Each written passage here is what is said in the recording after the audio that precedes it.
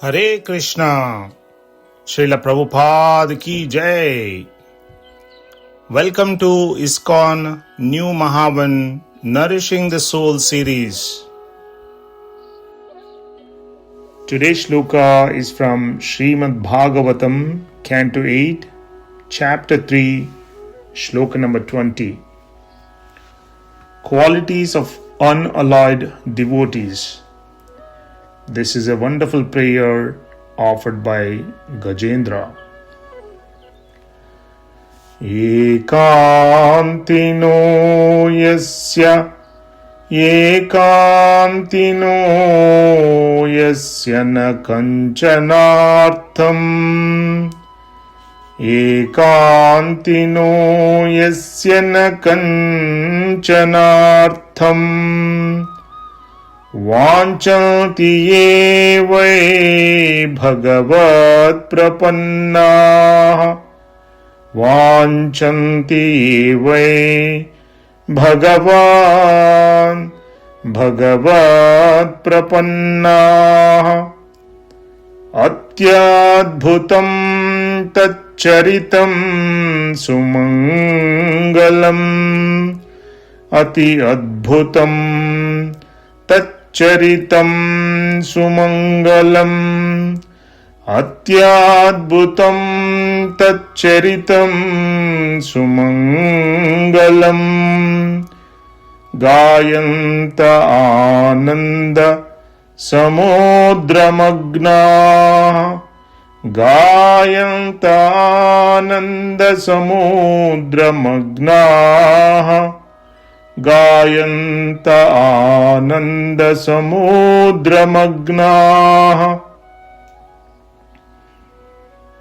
Ekantino yasya na kanchanartham Ekantino yasya na kanchanartham Vanchanti vai bhagavat prapanna Vanchanti vai bhagavat prapanna Atyadbhutam taccharitam sumangalam Ati adbhutam taccharitam sumangalam Atyadbhutam taccharitam sumangalam Gayanta ananda samudramagnaha Gayanta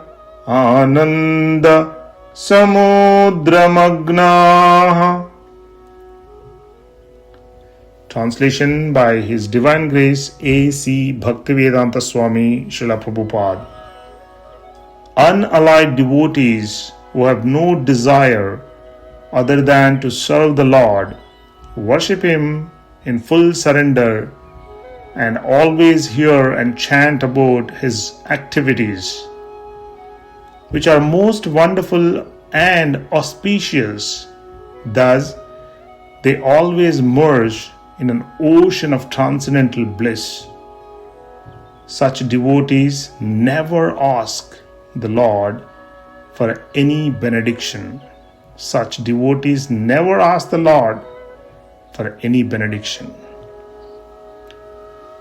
Ekantino yasya na kanchanartham Ekantino yasya na kanchanartham Vanchanti vai bhagavat prapannaha Vanchanti vai bhagavat prapannaha Atyadbhutam taccharitam sumangalam Ati adbhutam taccharitam sumangalam Gayanta ananda samudramagnaha Gayanta ananda samudramagnaha ఏకాంతినో యస్య న కంచనార్థం ఏకాంతినో యస్య న కంచనార్థం వాంఛन्ति ये वै भगवत्प्रपन्नाः అత్యద్భుతం తచ్చరితం సుమంగళం అత్యద్భుతం తచ్చరితం సుమంగళం గాయంతానంద సముద్రమగ్నాః గాయంత ఆనంద సముద్రమగ్నాః.